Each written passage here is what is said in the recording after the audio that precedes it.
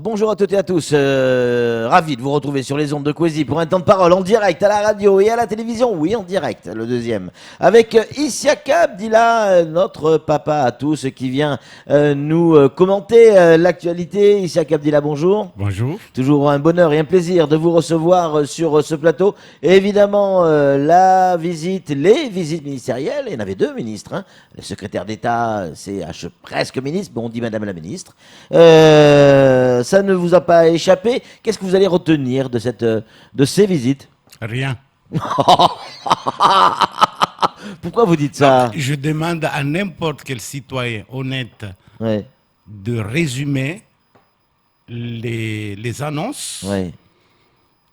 Bon.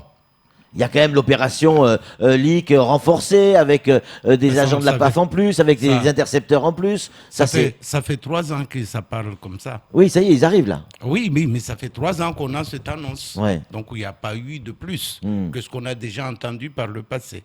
Voilà. Maintenant qu'ils se concrétisent, on verra. Ouais. S'ils arrivent réellement ou c'est des gens, parce qu'il y a d'autres qui sont en partance et qu'on les remplace. J'ai bien peur que ça soit aussi comme ça a toujours été comme ça. Ouais. Ouais. Donc pour vous, rien de nouveau dans cette visite ministérielle? Rien de nouveau. On a vu la secrétaire d'État, porte-parole du gouvernement, qui s'est rendue voir les Mama Shingo à Bandélé, qui travaillent dans des conditions extrêmement difficiles. C'était même du mépris par rapport à ces femmes qui se donnent matin, midi et soir sous le soleil.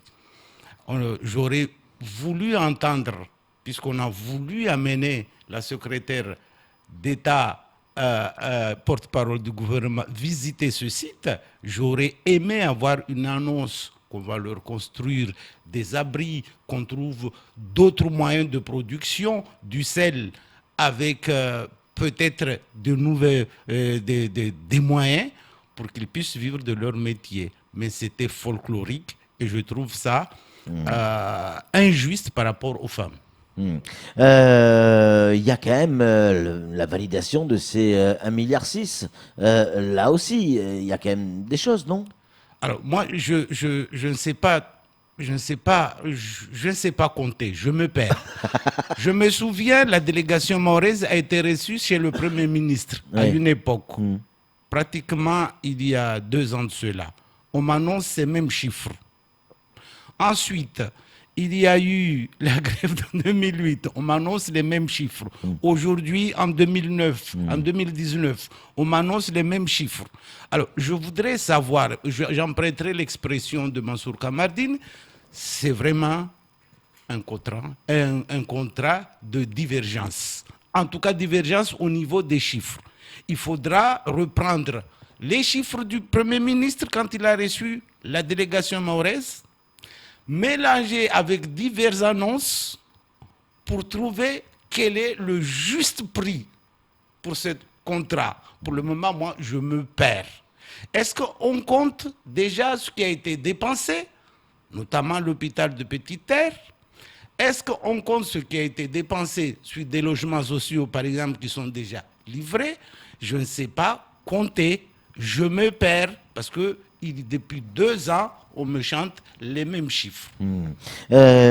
Évidemment, on va parler de la rentrée scolaire. Ça y est, c'est parti. Alors du côté du vice-rectorat, on nous dit ça se passe plutôt bien. Du côté des syndicats, on nous dit il y a des vrais problèmes. Elle est où la réalité entre les deux?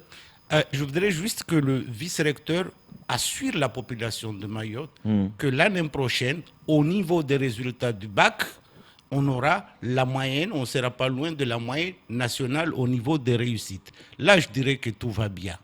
Mais lorsqu'on sera à 40, à moins de 50% des résultats de réussite au bac, je ne suis pas d'accord. Je voudrais des garanties.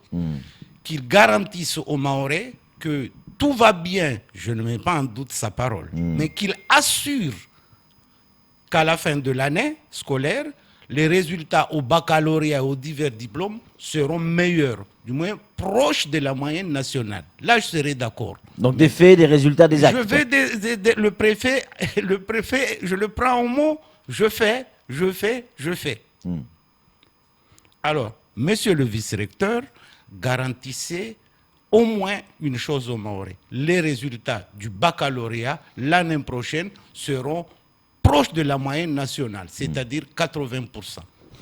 Le court-métrage qui est dans l'actualité, Issa Abdillah, ça fait polémique votre position là-dessus. Il s'agit d'un film de fiction. Hein. Ah non, mais la fiction, c'est une réalité, une certaine réalité d'une certaine personne qui le met en scène. Oui.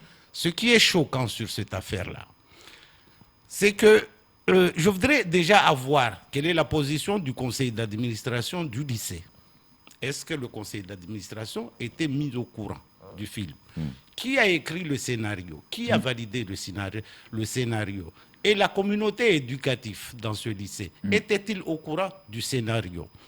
C'est extrêmement important. Parce que Oui, puisque l'enseignant a témoigné chez nos confrères de Mayotte Première. Mais donc, et il le revendique. Oui, il revendique. Financer, est-ce que c'est l'État qui agrée un film à caractère racial? Parce que ce film a été financé par les fonds publics. Ah oui. Il a été financé par les fonds publics. Ça, c'est la première chose. On me parle d'un film pédagogique. Je ne suis pas sûr. C'est des Samaritains qui croient avoir la parole divine, qui croient que nous sommes des sauvages, que les Mahorais sont des sauvages, et qui portent sur scène ce message. Ce que je voudrais dire par rapport à ça, je soutiens totalement l'action du collectif. Je demande au préfet d'engager une enquête administrative pour comprendre les mécanismes qui ont abouti à la réalisation de ce film. Les moyens publics qui ont été mis d'accord. Moi, je suis d'accord si c'est une fiction réalisée par l'auteur, ce professeur, qui le réalise dans son cadre privé, pas avec les moyens publics. C'est-à-dire qu'aujourd'hui, avec la tension qui persiste, qui avec existe la déjà, tension c'est qu'il pas a, le moment de s'il sortir a un... envie de porter ce message, il prend son argent, il cherche, il écrit son scénario. Et il ne fait pas faire par les enfants, quoi. Il ne peut pas le faire par les enfants. D'ailleurs, des enfants qui sont dans cette école. Dans cette école. Quelle est la position des parents? Est-ce que les parents étaient mis au courant de ce film? Je pense qu'il y a là, on a raté une occasion de faire quelque chose d'un peu plus pédagogique, parce que pédagogique, je ne suis pas d'accord. Et puis le troisième point que je voudrais soulever, quelle est la position du CSA? Le CSA, c'est un film pédagogique. On me dit, même il y a un des ministres qui l'a dit, que c'est un film pédagogique. Diffusé pour un public jeune. Quelle est la position du CSA? Tu connais les règles du CSA. Les images qui ont été projetées à la télévision publique, est-ce qu'ont été validées par le CSA? Ont été, et puis, si c'est un film qui doit être projeté dans les établissements publics, il faut s'assurer des images, des propos qui Ça veut dire qu'aujourd'hui, ce message peut influencer ces jeunes qui sont là à avoir une guerre communautaire. De saisir le Conseil supérieur de l'audiovisuel pour donner un quitus là-dessus. Parce que si c'est un vrai film pédagogique, il ne devrait pas y avoir polémique aujourd'hui. Mais ce film est tendancieux et il est à caractère, je dirais, discriminant. Parce qu'il oriente quand même, il oriente quand même les enfants sur une voie qui est une voie de fiction. C'est-à-dire, qui dit fiction dit irréel. Mais on ne peut pas non plus ici à cacher la réalité. Il y a eu des exemples qui est donné. Il faisait de la fiction aussi. Ça n'empêche que l'État a interdit un certain nombre de ces spectacles. Vous faites allusion à Dieudonné? Oui.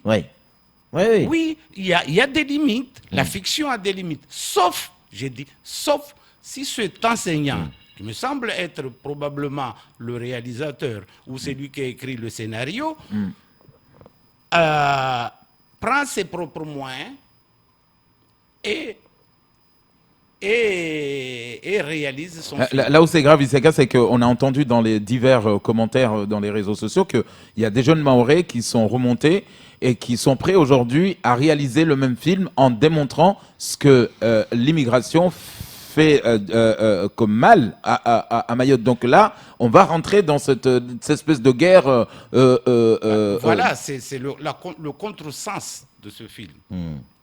C'est le contresens. Ce que devait pas. C'est pourquoi j'ai dit qu'il faut faire attention aux images. Parce que des gens sont blessés par rapport à ce film. Le Mahorais qu'on parle là, c'est lequel? C'est toi, Patrick? Tu es Mahorais ou pas? D'adoption. Ben, tu es Mahorais d'adoption. Quel Mahorais on parle? On parle de Mahorais noirs, de Mahorais indiens, de Mahorais européens. On parle de quel Mahorais là-dessus? Je voudrais savoir aussi cette question. Et puis après, pour finir sur ce sujet, on diffuse le film le jour où il y a 2 ministres qui arrivent. Il y a un blanc, une blanche et une noire. Quelle est l'image qu'on donne? On dit, le blanc qui dit au noir, regarde comment vos semblables se traitent. Vous ne pensez pas que c'est une image qu'on n'avait pas, en tout cas, je ne pense pas. Pour vous, c'était prémédité? J'ai bien peur que, en tout cas, si ce n'était pas prémédité, ça y ressemble beaucoup. On vient de recevoir un message du vice-rectorat qui nous dit « Le film est privé et Mayotte Première, on a diffusé des extraits sans en avoir les droits. » Non. Comment ils ont mis la main sur les bandes? Ils sont allés les voler. Ils sont allés les voler ou pas? Non, certainement pas. Ils ne les ont pas volés. Ouais. S'il y a soustraction frauduleuse, ils n'ont qu'à porter plainte. Et comment, avec des fonds publics, un film devient tout à coup privé? Dans quel cadre on est là?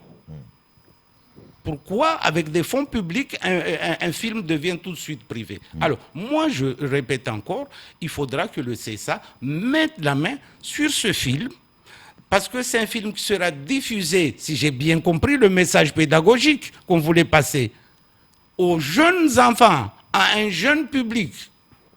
Donc, il faut qu'il y ait un quitus de l'autorité supérieure de l'audiovisuel sur ce sujet. Ouais, beaucoup de réactions, beaucoup de gens qui partagent évidemment votre avis. D'autres questions également sur le voyage de la secrétaire d'État, la porte-parole du gouvernement. Qu'est-ce que vous pensez de l'action menée par l'opposition qui consiste à dire il faut payer imputer les frais de campagne, le déplacement aux frais de campagne sur les municipales puisqu'elle est allée dans un certain nombre de communes et notamment à Chirongui, mais pas que Chirongui. Non, il est allé à Chirongui, tendance gouvernementale. Il est allé à Kanikeli, proche des LR. Mais tu me diras, le Premier ministre est issu des LR. Il est allé à Bandélé, c'est le MDM. Donc il n'y a pas de polémique là-dessus. Je pense qu'il faudra, sur ce point-là, même si elle est arrivée les mains vides, mais bon, pour moi, je ne rajouterai pas une polémique sur ce sujet. La seule polémique que je voudrais rajouter, vous aurez remarqué que ces derniers temps, quand les ministres arrivent, ils vont où? Chirongui? Pamandzi? Non, ils vont au sud.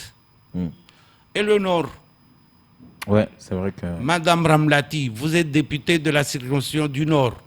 La route, la RN, la route nationale Mamoudoum Tsamboro, le pont de Dzumonye, aujourd'hui, quand il est conçu, le pont Bélé, vous pouvez laisser passer des camions de 26 tonnes. Aujourd'hui, on est à 19 tonnes. C'est-à-dire, lorsque tu as un chantier à Dzumonye, tu dois aller à faire le tour de l'île. Faire le tour de l'île pour transporter du matériel. Au niveau de Kangani, une route nationale s'est effondrée. Ça fait 7 ans que une partie de la route est effondrée. Ils ont mis des plots, alors que juste derrière, c'est un ravine de quelques dizaines de mètres qui donne directement sur la mer, en tout cas sur les cailloux. Ça fait 7 ans que ça existe. Au niveau de Bouyouni, les derniers pluies, une bonne partie de la route a été transportée, s'est écroulée.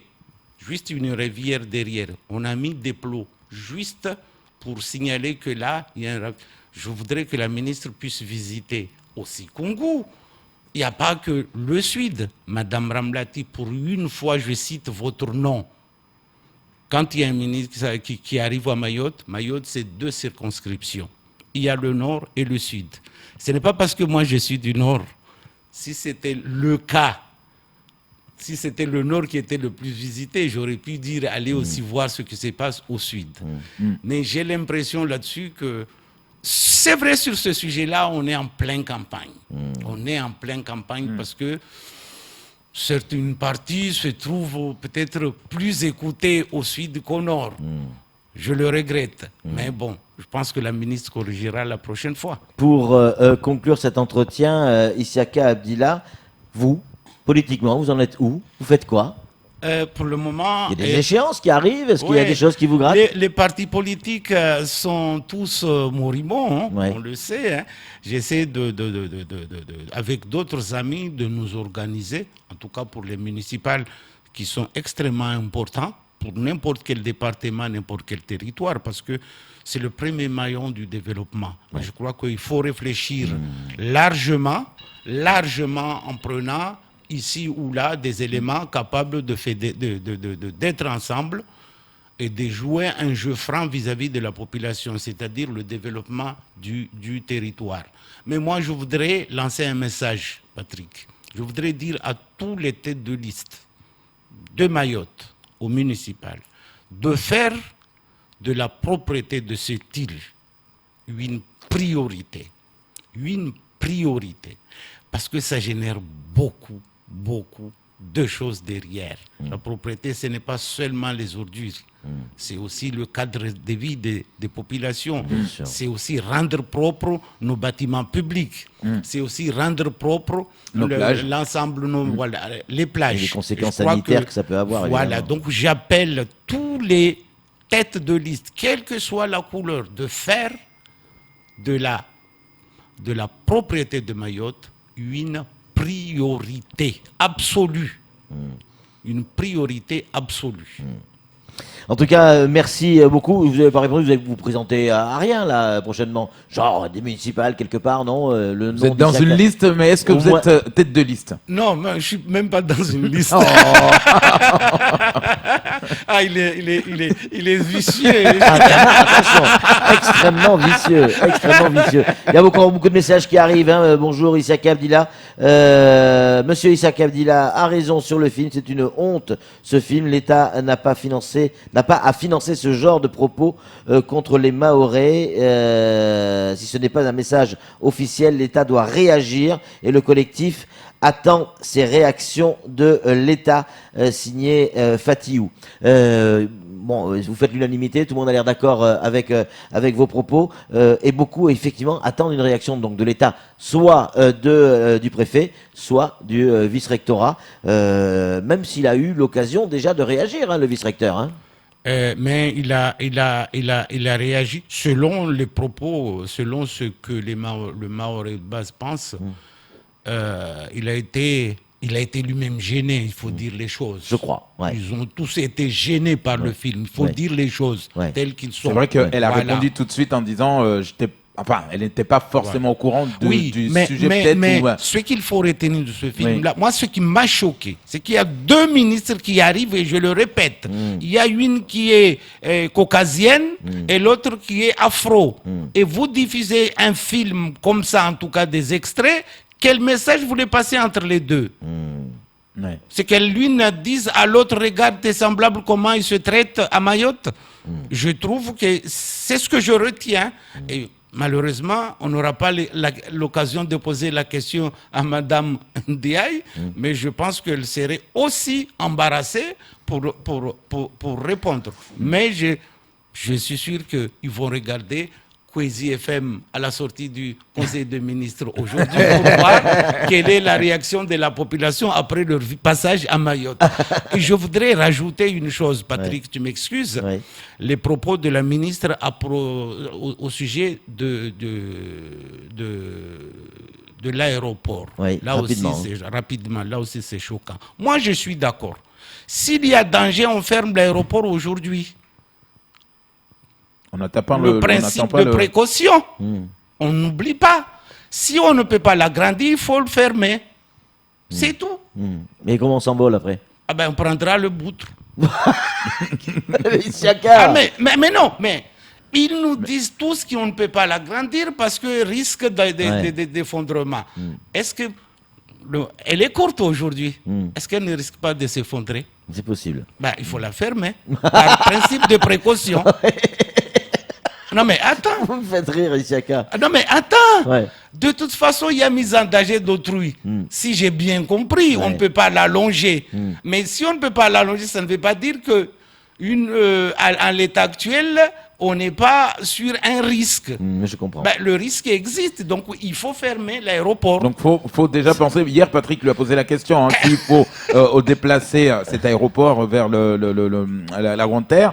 Mais est-ce qu'on a le foncier pour ça? Il y a Combani, il y a derrière Bouilloni, il y a des projets qui ont été faits à l'époque, je crois, par Noussoura. Il y a le Sud. Non, il dit des questions que les questions que oui, vous bien lui sûr, avez bien sûr. posées. Mais il y a du foncier. Il y a du foncier disponible. Noussoura avait lancé un projet là-dessus. Oh là là, il est 8h01. Isiaka Abdillah, merci d'avoir répondu Mais franchement, à nos questions. Vous avez encore des choses à dire. Merci. Mais restez dans l'émission de Camar juste après. Comme ça, on continue. On invite nos auditeurs et téléspectateurs à suivre ce discours et ce débat fort intéressant.